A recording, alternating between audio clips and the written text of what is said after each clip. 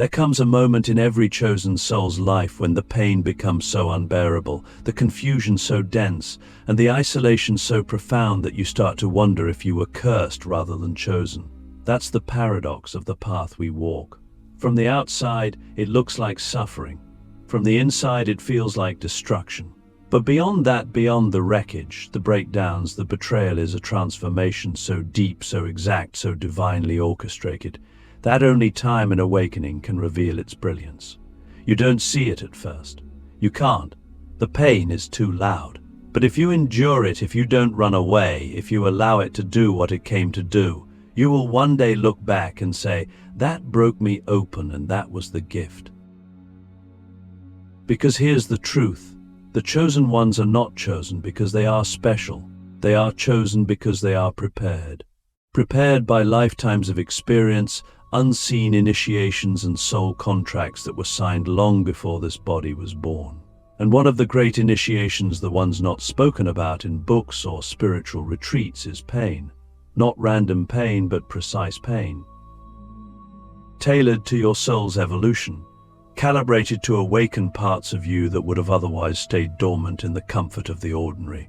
Pain, for us, is the hammer that shatters the shell of illusion. It's the fire that burns away everything we are not so that we can finally remember everything we are. The first of these painful gifts is deep rejection. And I mean soul-crushing, identity-breaking rejection. The kind that makes you question your worth, your existence, your very essence. Maybe it came from a parent, a lover, a group of friends, or even society itself. Maybe it was subtle, like being overlooked again and again. Or maybe it was loud and violent, a complete exile from the places you thought were home. But in that rejection, something ancient is activated. You begin to detach not from love, but from approval. You begin to realize that your value was never meant to be validated by others. You stop chasing acceptance and start cultivating alignment. And that shift, that detachment from external validation, is one of the most powerful gifts a chosen one can receive. Because it frees you. It teaches you to look inward. It teaches you to hear your own soul's voice often for the first time. Then comes the second painful gift, isolation. Not just being alone, but feeling cosmically alone. Like no one understands you, like your thoughts are too deep, your emotions too intense, your visions too strange. You start questioning if you're broken. But you're not broken, you're breaking away. You're being pulled inward, into the cave of the soul, where all the true work begins. Isolation is not punishment. It's purification. It's the womb of transformation. It's where the noise of the world fades and the whispers of the divine grow louder. It's where you stop performing and start remembering. And it's in that silence, that aching silence, that something miraculous happens. You begin to meet yourself. Not the self shaped by society, but the self etched by eternity. And that meeting? That's the beginning of your mastery. Click subscribe to this channel to get more profound spiritual lesson. But in this deep solitude, another painful gift often arrives. Betrayal. This is the third. And it cuts deep. A friend you trusted. A lover you gave your heart to. A family member you thought would always have your back. They turn. They lie. They leave. And you're left wondering, why? How could they? But betrayal is the chisel of the soul. It breaks what needed to be broken. It reveals what was never built on truth. And most importantly, it forces you to build a new foundation, one rooted in discernment, not blind loyalty. Because chosen ones are not meant to follow the crowd. We are meant to walk with clarity, with integrity, with a knowing that can only be forged in the fires of disillusionment. Betrayal teaches us to see, to really see. And once you see clearly, you can never be manipulated the same way again. Let me ask you something most people never dare to confront. What if the people who hurt you were actually soul allies in disguise? What if, on some higher plane, they agreed to play the role of antagonist so that you could finally claim your power? What if the pain was not punishment, but permission to stop shrinking, to stop betraying yourself, to stop giving your light to people who only wanted your shadow. That shift in perspective is everything. Because once you see the gift in the pain loses its grip. It becomes sacred, becomes fuel. And then there's the fourth painful gift, failure. Repeated, humiliating, ego-shattering failure. You try, you pour your heart into something, you believe in it, and it falls apart. Again, and again, and again. But failure is not the opposite of success. It's the refiner of success. It strips away arrogance. It humbles the ego. It shows you where you were out of alignment. And slowly, painfully, it teaches you how to move differently, with more precision, with more intention, with more soul. Because chosen ones are not designed to succeed in the ways the world defines success. We are here to redefine success, to create new blueprints, to build from a place of purpose, not performance.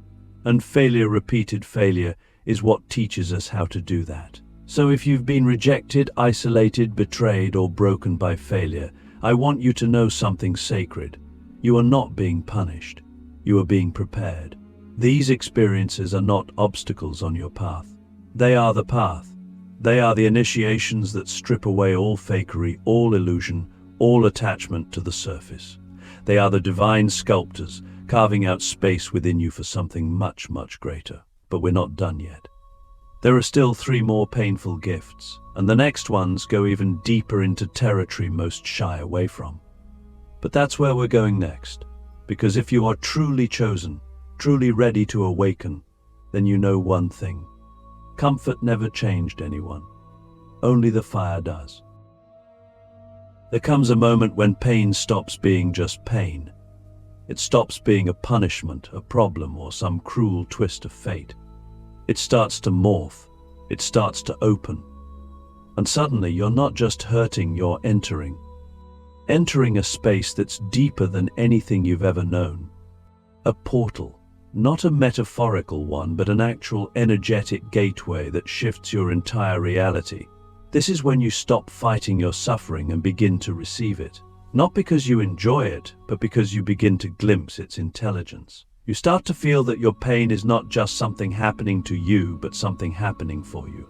And the moment you cross that threshold, you're no longer just surviving, you're initiating. The 5th painful gift that only chosen ones come to recognize is loss. And not just any loss, soul-level loss. The kind that rips something out of your life that you never thought you could live without. A person, a dream, a version of yourself. And in the space it leaves behind, there's nothing but silence. Emptiness. A void so vast it feels like it could swallow you whole. And it does, in a way. It consumes the parts of you that were still clinging to the illusion of permanence. Because nothing in this world is permanent, not even the pain. But neither are the attachments we've built our identities around. Loss teaches us that. It teaches us the art of letting go, not out of defeat, but out of alignment. It teaches us that sometimes the greatest act of love is release. And with every release, something sacred enters. Clarity, purpose, and eventually, peace. But here's the part no one tells you. The void after loss is not empty. It's pregnant. It's filled with potential. It's the womb of the next version of you. And if you can sit with it, if you can resist the urge to fill it with noise, distractions, or substitutes, you will start to hear something. A whisper, a vision, a realignment with your true path. Because loss doesn't just take things away, it returns you to yourself. It strips the excess. It erases the noise. And it asks you to rebuild not from your ego, but from your essence. And then, as you begin to rebuild, often comes the 6th painful gift, identity collapse. This one is brutal, because it's not about losing something outside of you, it's about losing who you thought you were. The labels, the roles, the stories you told yourself, they all start to fall apart. What used to define you begins to feel hollow. The things that once excited you now feel meaningless. You look in the mirror and you don't recognize yourself anymore. This is not a breakdown. This is a soul quake. The false self is crumbling so the true self can emerge. But here's where it gets terrifying. There's a space between who you were and who you're becoming, and in that space there's nothing, just disorientation. And this is where many turn back. They try to glue the old pieces back together. They try to make the old life work. But the chosen ones, we walk through the fire. We let the house burn. We let ourselves be undone. Because we know that what's coming is more real than anything we've ever known. And the only way to get there is to let go of everything we thought we were. Let me ask you something most people don't dare to face. What if the version of you that you worked so hard to build was never the real you? What if the collapse you're experiencing isn't the end, but the invitation? An invitation into the most authentic, powerful, soul-aligned version of yourself imaginable. But to walk through that door, you have to be willing to lose it all. Your image, your goals, your reputation, even your sense of control, because the real you isn't built. The real you is remembered, and that remembering only happens when everything false has fallen away. And then finally we arrive at the seventh painful gift, the one that changes everything yet feels like it could destroy everything first: existential despair. This is when you question the point of it all, when nothing feels worth it, when the world feels like a cruel joke, and you wonder if there's even a point to continuing. This is not depression. This is not apathy. This is a spiritual dismantling. It's when the soul outgrows the container of the personality and starts to revolt. It's painful, yes, but it's also sacred. Because in that despair you are being emptied. Emptied of illusions, distractions, and everything that no longer serves. And in that emptiness, a new fire begins to flicker. The fire of truth, the fire of presence, the fire of purpose not given by the world, but remembered from the soul. This kind of despair doesn't mean you're broken. It means you're awakening. It means the old world is dying within you so the new one can be born. It means you're ready to stop living a life of performance and start living a life of power. Not the kind of power that dominates, but the kind of power that liberates, that heals, that transmits truth simply by being. So if you've been through rejection, isolation, betrayal, failure, loss, identity collapse, or existential despair, know this: you've walked the path of the chosen. You've walked through the fire and into the portal, and now something new is ready to emerge. But before that emergence, there is one final layer, one final truth. The part most people never reach, but you're ready for it. If you've made it this far, you already know. You've walked through flames that others only read about. You've tasted the silence of the void, the ache of soul-deep loss, the madness of not knowing who or what you are anymore. And yet, you're still here. That's no small thing. That's not luck. That's not coincidence. That's resilience. That's inner fire. That's the raw, unpolished light of someone who has cracked open their soul and dared to keep walking. And that is the very foundation of divine power. Because the chosen ones are not born powerful, they are forged in pain, shaped by surrender, and risen through remembrance. But how do we actually turn pain into power? How does something so heavy, so dark, so suffocating become the very thing that sets us free? It begins with a radical act: ownership. We stop waiting to be rescued. We stop blaming the world, our parents, our past. We stop reciting the story of what was done to us and start asking, what is this pain trying to teach me? That question changes everything, because it shifts you from victim to vessel. It transforms the pain from a wound into a doorway, and that doorway leads inward. You begin to realize that every heartbreak cracked open a deeper layer of love, that every betrayal sharpened your inner vision, that every failure refined your alignment. Pain becomes your mentor, not because you wanted it, but because it loved you enough to not let you stay small. It loved you enough to rip away everything false. And in that destruction, you found the blueprint of your soul. That's the first step of alchemy. Seeing pain not as the enemy, but as the initiation. The second step is embodiment. You don't just think your way into healing. You feel your way into power. You stop running from your emotions and start listening to them. You sit with your anger and ask it what it's protecting. You allow your grief to wash through you without shame. You let your fear become your compass instead of your cage. And in doing so, you reclaim parts of yourself that were frozen in time. Energy that was locked away in old wounds suddenly becomes available. You start to feel stronger, clearer, more alive, not because the pain is gone, but because it's integrated. You're no longer trying to escape the storm. You are the storm. And from that place, your presence becomes undeniable. Let me ask you something many never consider. What if your greatest power was hidden in the part of yourself you've spent your whole life avoiding? What if your shame, your rage, your confusion, what if those were the keys to your divinity? Not the polished parts, not the parts you show the world, but the raw, unspoken, untamed parts. Because here's a truth most spiritual teachings won't tell you. You cannot ascend without descending.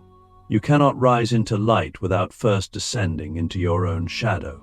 And only when you've embraced the fullness of who you are, light and dark, sacred and scarred, can you hold the kind of power that heals. And that healing doesn't just affect you. It radiates. It transmits. People feel it when you walk into a room. They don't know why, but something in them softens. Something in them remembers. Because your energy carries a frequency they haven't felt in a long, long time. Truth. And not the kind of truth that preaches. The kind that embodies, that simply exists, and in that existence, it awakens others. That's what it means to be chosen, not to be above others, but to walk through your own hell so completely that you become a living bridge for others to cross. It's not about perfection, it's about presence. It's about being so rooted in your truth that you no longer need to prove anything. You no longer chase validation, because you are validation. You exist in alignment with your soul, and that becomes your message. Your life becomes your teaching. Your vibration becomes your gift. And that gift born of pain, forged in fire, refined in silence, is the most powerful force on earth. Do you understand what that means? It means you no longer need to search for your purpose. You are your purpose. You don't need to find your voice, you are the voice. Every scar, every fall, every night you thought would swallow you whole has become the ink in your soul's message. And now, you speak not just with words, but with your being. So what happens when the chosen fully awaken? They stop trying to ascend out of life and start embodying divinity within it. They become fully human and fully divine. They cry, they bleed, they laugh, they rage, but they do it all from a place of sacred awareness.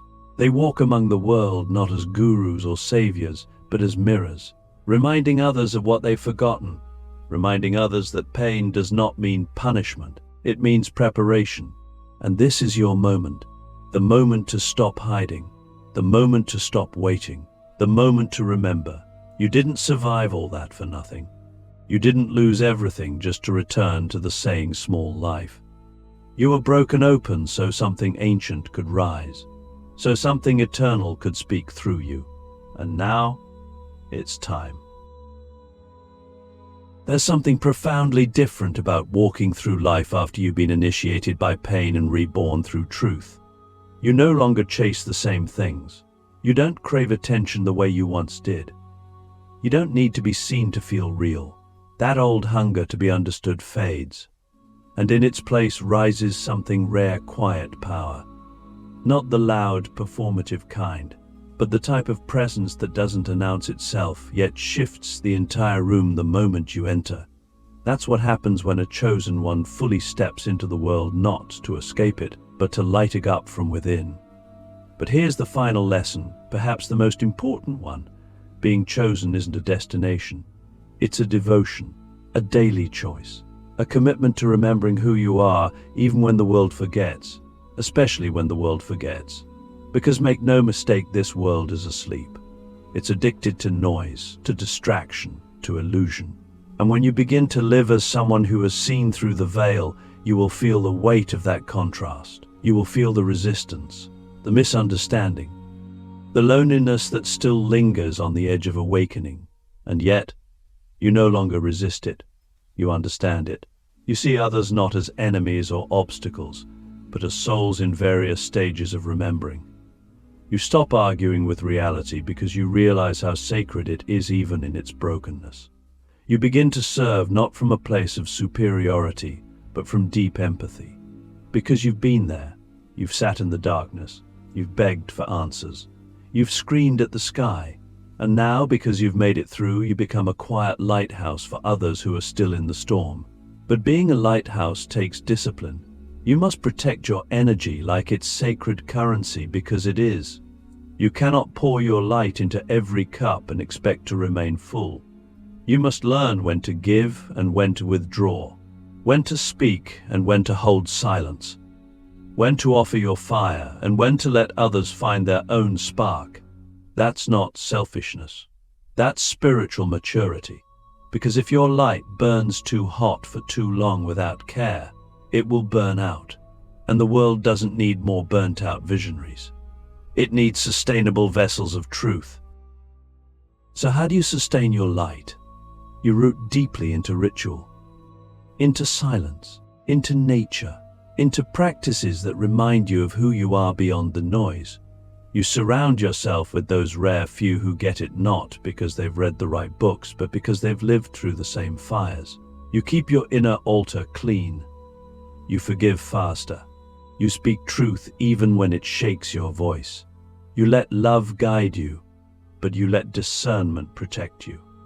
And most of all, you stay close to your soul's voice, because that voice is your compass in a world that's constantly trying to sell you a map. Let me leave you with the deepest truth of all. Being chosen doesn't mean you're above the world. It means you are of the world, but not owned by it. You walk in it with eyes open, heart soft, spine strong. You experience everything: love, loss, joy, grief, but you don't become those things. You let them move through you like seasons, knowing that your essence is eternal. That's what the world needs now. Not more noise, not more heroes, but awakened, embodied souls who walk with clarity, humility, and unwavering light. You are that soul. You didn't come here to escape the dream. You came here to wake it up, one breath, one choice, one sacred moment at a time. So now the question is no longer, am I chosen? You already know the answer.